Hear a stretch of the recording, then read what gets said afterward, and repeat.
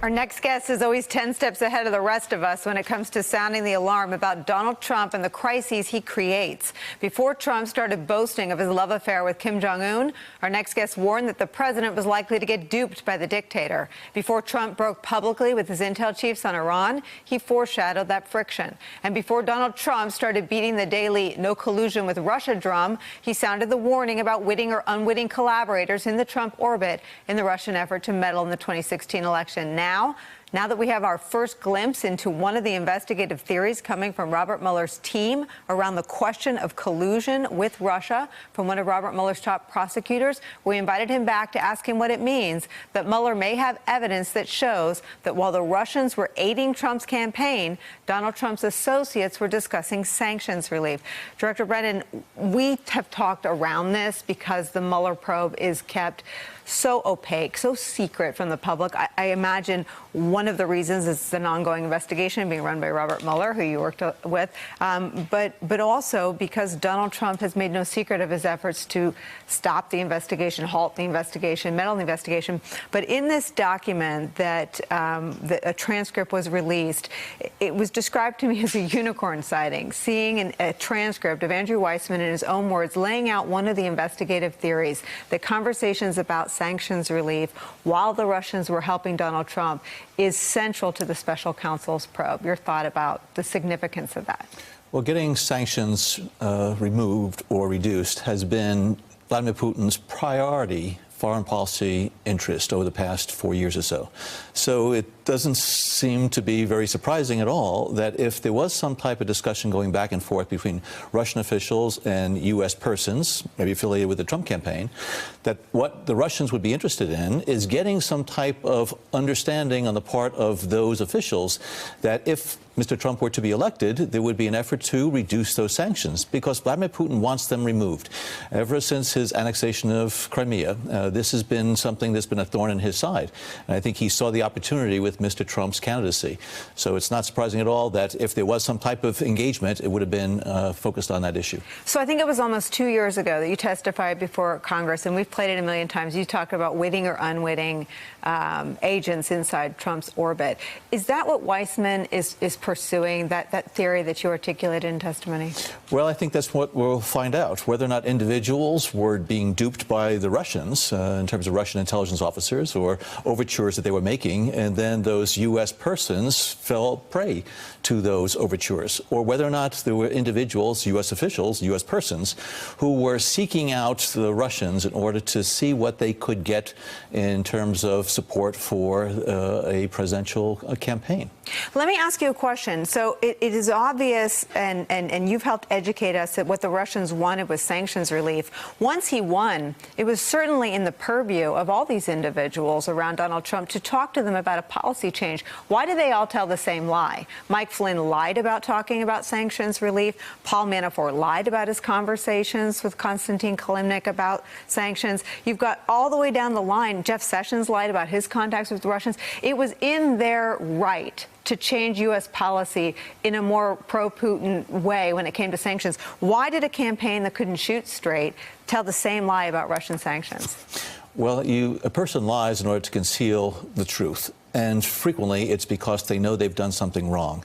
So when I look at all these individuals who did not tell the truth to the FBI, that consistently tried to conceal and hide the truth, it makes one wonder, what is it that they did or were involved in that they know was wrong and may have, in fact, violated U.S. laws? So the piece that would be illegal, changing the laws around sanctions, would have been legal, right? But if they were involved in some type of criminal conspiracy, if there was some type of engagement, like a quid pro quo, that if Russia were to provide some type of support to the Trump campaign in exchange for the understanding that if Trump were to be elected, he would, in fact, move and try to remove sanctions, that's a conspiracy. They are going to be then liable to criminal charges. And the conspiracy is the crime. Collusion is what we already know has happened. Putin said in Helsinki, I was for Donald Trump's election. We know that the Trump campaign, we know from sentencing documents that they shared polling data. So in your mind, I know we conflate them, and it's the fault of people like me on television who don't know the distinction, but it would seem that collusion is obvious. A criminal conspiracy is unknown. There's collusion in plain sight. Donald Trump at the end of July openly called on Russian intelligence to find Hillary Clinton's emails. There were engagements at the Trump Tower. There were the back and forth between various individuals who were affiliated with the Trump campaign and Russian individuals. That collusion, I think, is quite obvious and apparent.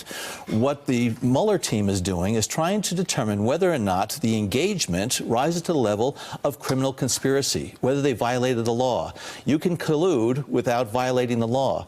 And I know the Senate Intelligence Committee came out and said they found no direct evidence of criminal conspiracy, but that's not the Senate Intelligence Committee's remit. It is the FBI and a special counsel's team to do the criminal investigation. I was hoping that the Senate Intelligence Committee was going to look at what the Russians actually did. How did the government respond? The Intelligence Committee, the Law Enforcement Committee. What can we do to better prepare ourselves in the future to prevent the Russians from interfering in the election?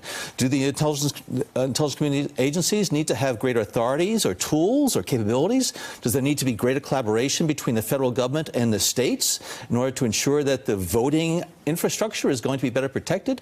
These are the things that our congressional committees should be doing. But criminal investigation should be left to the Department of Justice, the FBI, and a special counsel. I don't want this to get lost. I feel like you just detonated what I've started calling a truth bomb over what people have sort of been covering in a loop today. Somehow Donald Trump was cleared of collusion by the Senate Intel Committee. They were not looking at whether Donald Trump, because I think, cue the tweets. The president will start tweeting, tonight after he has his cheeseburger and sits down in front of Fox News Prime that he's been cleared of collusion. Not the case. Yeah, well, the Senate Intelligence Committee does not have the investigative tools and capabilities and powers and the subpoenas and being able to pull financial records and other types of things that the special counsel has.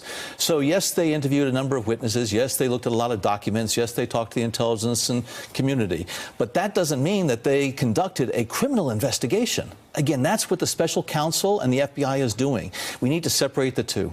And the Senate Intel Committee didn't spend 9 months seeking an interview, as Robert Mueller did with the president. They didn't have a list of 50 questions that they provided to the president's rotating team of lawyers.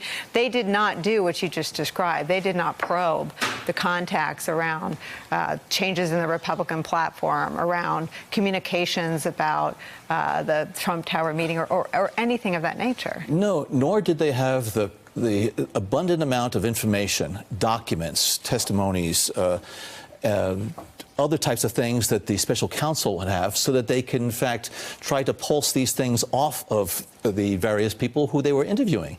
So the special counsel's team, I'm sure, has so much more information that they've been able to leverage in order to get to the truth. And that's why I think everybody should take a step back and breathe and not make any conclusions about whether or not there was criminal conspiracy, whether or not there was, in fact, active efforts on the part of U.S. persons to conspire with the Russians in order to try to influence the outcome of the election. That's what Robert Mueller's team is going to do, and we should be willing to accept whatever Robert Mueller comes out with. You're that confident that he's had access to all the things that could fill in that picture if it exists? I am confident he has had access to a lot more than the Senate or the House Intelligence Committees have had. You're never going to get full access to everything that you want, but I know that he has had a lot.